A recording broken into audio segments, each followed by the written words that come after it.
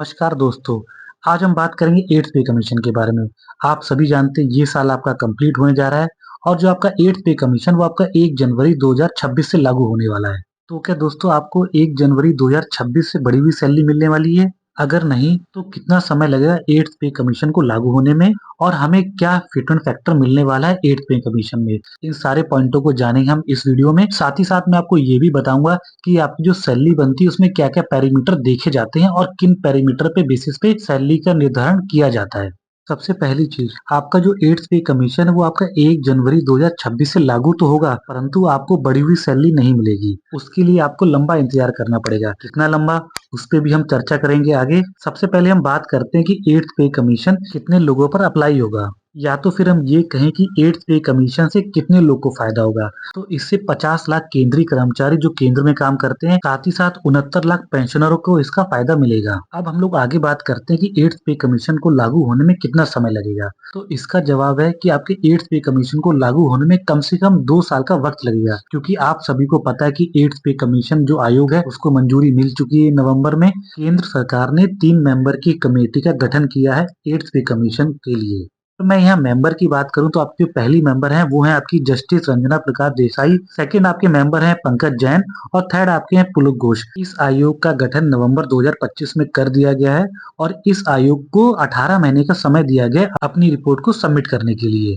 यानी आयोग को 18 महीने तो अपनी रिपोर्ट को तैयार करने में लग जाएगा। उसके बाद आयोग अपनी रिपोर्ट को सरकार को सौंपेगी, सरकार उस पर चर्चा करेगी। अगर सरकार को उस रिपोर्ट में कुछ कमी लगती है तो सरकार उसको वापस भेजेगी रिव्यू के लिए, फिर उस पे डिस्कशन होगा, उसके बाद उस रिपोर्ट को एक्सेप्ट किया जाएगा।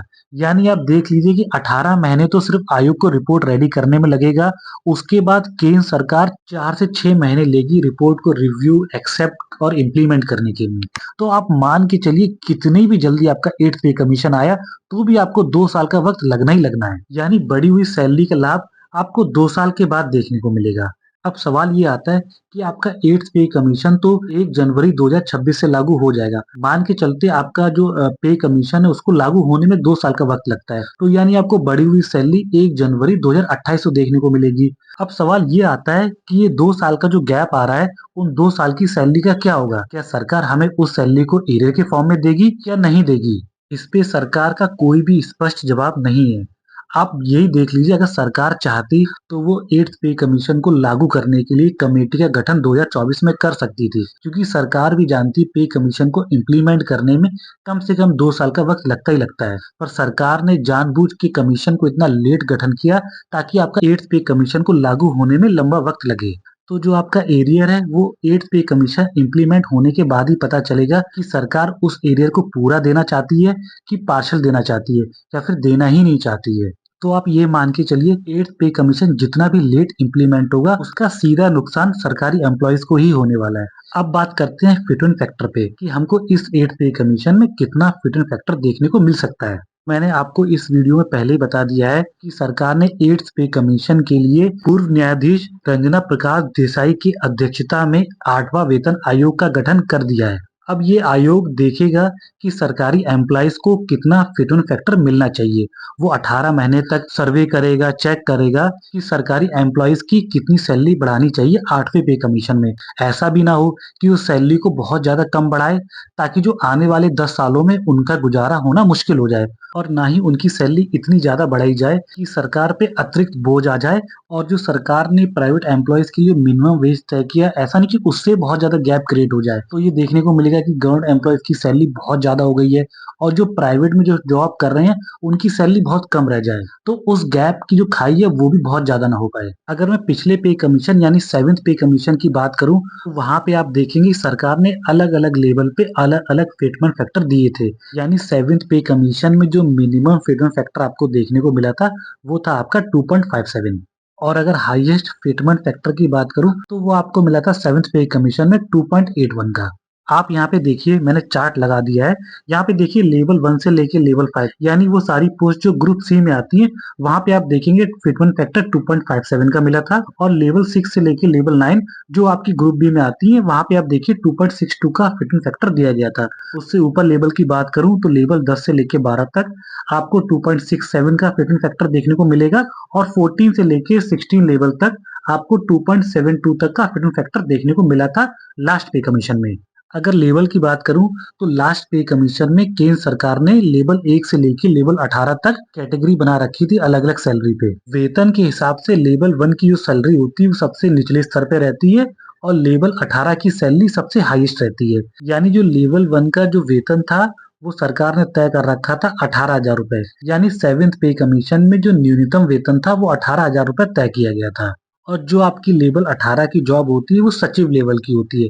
यानी कह सकते हैं भारत सरकार के अधीन काम करने वाली सबसे हाईएस्ट सरकारी जॉब जो होती है वो सचिव स्तर की होती है। वो आपको मिलती है लेवल 18, मतलब लेवल 18 आपको वहां पे देखने को मिलेगा उन पोस्टों पर। अब हम बात करते हैं फिटमेंट फैक्टर पे कि फिटमेंट फैक्टर होता क्या है और ये कैसे काम करता है। देखिए होता ये, जब भी किसी सरकारी एम्प्लॉयज की सैलरी बनती है तो उसमें एक बेसिक पे होती है। तो हमेशा क्या करते हैं फिटमेंट फैक्टर में ये रहता है कि उस बेसिक पे का एक रेशियो बना दिया जाता है कि हम इस रेशियो से सैलरी को बढ़ाएंगे। चलिए मैं एग्जांपल से इस बात को आपको समझाता हूँ। अगर मैं 6 पे कमीशन की बात करूं तो 6 पे कमीशन में जो आपका न्यूनतम वेतन तय किया गया था वो था आपका 7,000। जो 7,000 था ये आपका बेसिक पे की बात कर रहा हूँ। इस पे डीए, एचआरए, ट्रांसपोर्ट अलाउंस जो कुछ भी अलग भत्ते मिलते हैं वो तो अलग है।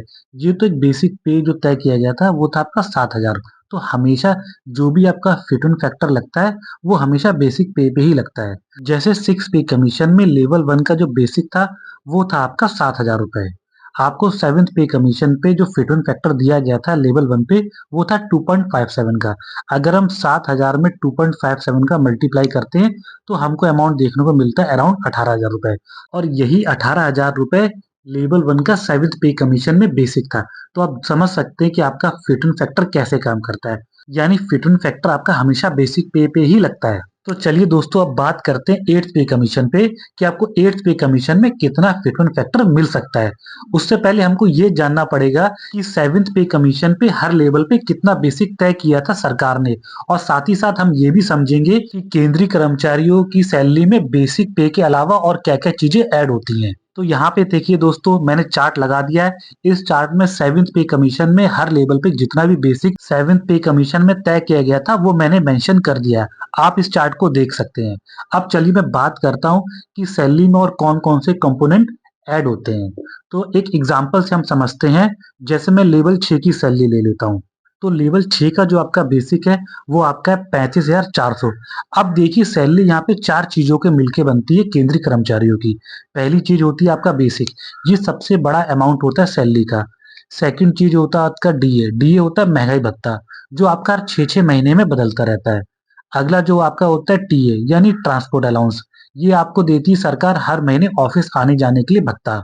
चौथी चीज इसमें होती है इंक्लूड आपका एचआरए, यानी सरकार आपको हाउस रेंट देती है मंथली रहने के लिए।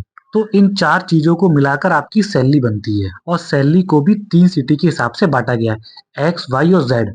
एक्स सिटी में वो सारे शहर आते हैं जो मेट्रो सिटीज होते हैं। वाई में आपके आते हैं मीडियम शहर, जैसे जयपुर हो गया, इंदौर हो गया, भोपाल हो गया। इस तरह के शहर आते हैं आपके वाई सिटी में। और जेड सिटी में आते हैं बहुत ही स्मॉल सिटी, यानी आपके छोटे डिस्ट्रिक्ट और छोटे टाउन, वो सारे आपके जेड सिटी में काउंट होते हैं। तो चलिए आगे बात करते हैं। जैसा कि मैंने आपको बेसिक बता दिया है लेवल 6 का, वो आपका होता है 35,400। अब बात करता हूँ डीए की। तो डीए इस समय चल रहा है, यानी महंगाई भत्ता इस समय आपका चल रहा है 58%। तो 58% किसका रहता है? बेसिक का हमेशा। तो अगर 58% में बेसिक का निकालूंगा तो वो आपका निकल कर आएगा 20,532 रुपए। अब बात करते हैं एचआरए की। तो देखिए मैं आपको पहले ही बता चुका हूँ, यहाँ पे 3 कैटेगरी में सैलरी बनती है। तो यहाँ मैं एक्स सिटी के हिसाब से बताता हूँ। एक्स सिटी मतलब मेट्रो सिटी के हिसाब से। तो यहाँ पे जो एक्स सिटी में जो आपका एचआरए चलता है वो चल रहा है इस समय 30%। तो 30% के हिसाब से आपका एचआरए बनता है 10,620 रुपए। अब दोस्तों आपके मन में डाउट आ रहा होगा कि एक्स सिटी कौन कौन सी शहर होते हैं, वाई में कौन कौन से शहर होते हैं और जेड में कौन कौन से होते हैं। तो देखिए यहाँ मैं एक सर्कुलर लगा देता हूँ। यहाँ से आप समझ सकते हैं कौन सी सिटी आपकी एक्स में आ रही है और कौन सी वाई में आ रही है। तो आप देखिए इस सर्कुलर में साफ साफ मेंशन है, जो आपकी 7 सिटी यानी 7 शहर है इंडिया में, वो आते हैं आपकी एक्स कैटेगरी में। वो 7 शहर कौन से हैं? उसमें एक आता है मुंबई, पुणे, अहमदाबाद, चेन्नई, कोलकाता, दिल्ली और बैंगलोर। जो ये 7 शहर हैं ये आपके आते हैं एक्स सिटी में। बाकी दोस्तों वाई सिटी में जो भी शहर आते हैं उसकी लिस्ट मैंने यहाँ लगा दी है, आप उसको देख सकते हैं। तो यहाँ से आपका एक्स वाई जेड सिटी का डाउट क्लियर हो गया होगा। चलिए, तो मैंने बेसिक तो आपको बता दिया है, डीए बता दिया है, एचआरए बता दिया। अब बात करता हूँ टीए यानी ट्रांसपोर्ट अलाउंस कितना आपको मिलता है। तो देखिए, ये रहता है एक्स सिटी में 3600 रुपए प्लस जो भी आपका डीए चल रहा उतना परसेंट। वाई और जेड में रहता है 1800 रुपए और प्लस जो डीए चल रहा वो। तो एक्स सिटी में जो आपका टीए बनता है वो आपका बनता है 5688 रुपए। वो देखिए कैसे कैलकुलेट हुआ है।